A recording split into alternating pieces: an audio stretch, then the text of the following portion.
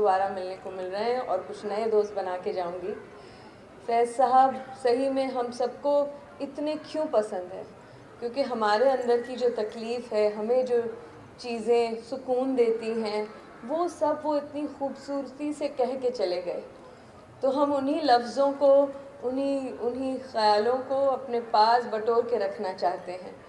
जब मैं मंटो पे फ़िल्म बना रही थी तो उसमें एक ये वो शहर तो नहीं पढ़ी जाती है, उसमें बीच में, अगर आप लोगों ने देखी हो, और इस फ़िल्म का जो एंड होता है वो बोल के लब आज़ाद हैं तेरे, उससे होता है। और मुझे कई लोगों ने कहा कि अच्छा तो मंटो पे फ़िल्म बन रही है, आप दोनों फैज़ का डाल रहे हैं। तो मैंने कहा इन लोगों को ना तो आप किसी देश से या किसी भी लेबल से आप इनको नहीं सीमित रख सकते हैं।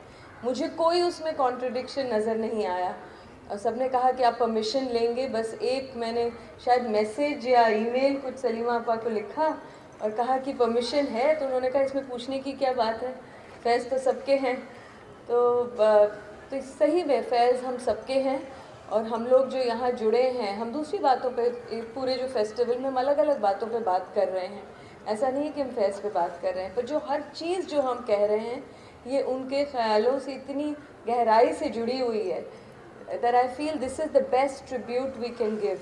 और बहुत बहुत शुक्रगुज़ार हूँ मुनीज़ा आपा और सलीमा आपा, जिन्होंने हमें ना ही हमें बुलाया है, पर जिस शिद्दत से लगी हुई हैं इसको, इस तरह के काम को करने की। हर साल इतनी मुश्किलों से, वीज़ा से लेकर हम कहाँ ठहरे हैं, कैसे रह रहे हैं, क्या खा रहे हैं, कब टाइम से आ रहे हैं कि नहीं, चाबुक लगा रही हैं, लेकिन हम सब बिल्कुल, मतलब आप हमें बुलाएं ना बुलाएं, हर साल हम आए ना आए, पर ये आप ज़रूर मान के चलिए कि हम सब इस फैज़ मेले का हिस्सा हैं और हमेशा रहेंगे।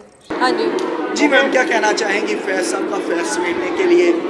हम साया मुल्क से आए हैं और आप पहले भी पार्टिसिपेट कर चुकी हैं, शिरकत कर चुकी हैं इसमें। कैसा लग रहा है पिछली दफ़ा की निस्बत, इस दफ़ा क्या डिफरेंस देख रही हैं, और ऐसे अदबी मेले नौजवान नस्ल के लिए कितने ज़्यादा ज़रूरी हैं?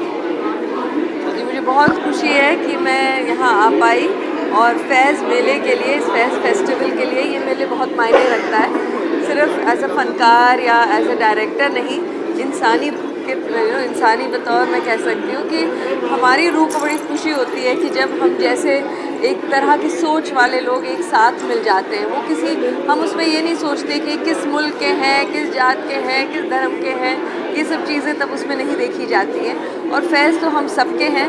मैंने बहुत सालों से इनको पढ़ा है, अब तो इनकी फैमिली को भी मैं अच्छे से जानती हूँ, पहले भी मिल चुकी हूँ। मैंने ख़ुद अपनी फ़िल्म मंटो में भी इनके गाने का इस्तेमाल किया। इनकी जो नज़्म है, बोल के लब आज़ाद हैं तेरे, ये तो हम सब के लिए है। ये तो अब मतलब जो बोलने की हिम्मत जो फैज़ साहब देते हैं इस नज़्म के थ्रू, ये तो हमने सिर्फ इकबाल बानो को तो बहुत हज़ारों बार शायद मैंने सुना होगा ये गाना, या ये वो शहर तो नहीं, उसमें जो उनको जो दुख हुआ था जब पार्टीशन के दौरान जो बात की गई थी, तो वो सारी चीज़ें मुझे लगता है कि हम बांट नहीं सकते। फैज़ जितने आपके हैं उतने हमारे भी हैं। हम क्या कहेंगी फैज़ साहब की शायरी में जो फ़िक्र पाई जाती है और मौजूदा हालात पर भी वो शायरी बिल्कुल फिट आती है, मूवमेंट्स चलती हैं तो उनकी शायरी का इस्तेमाल होता है। बाबदौला चलो और हम के ठहरे अजनबी कितनी मदारातों के बाद, ऐसे कई हैं जो जबकि 70 साल या मतलब 50 साल पहले लिखी गई चीज़ें वो आज भी उतने ही मायने रखते हैं। इसका मतलब हम शायद तारीख से कुछ ज़्यादा सीखे नहीं हैं, तो हमें बार बार याद दिलाने के लिए उनकी नज़में अभी भी ज़िंदा रखी हुई हैं और रहनी चाहिए। और नई नस्ल की जो आपने बात की, उनके लिए तो बहुत ज़रूरी है, क्योंकि आजकल के माहौल में उस तरह के रोल मॉडल्स मिलना भी मुश्किल है। उस तरह के लोग जो इतने, उनके जो वैल्यूज़ इतने स्ट्रॉन्ग थे, तो फैज़ साहब वैसे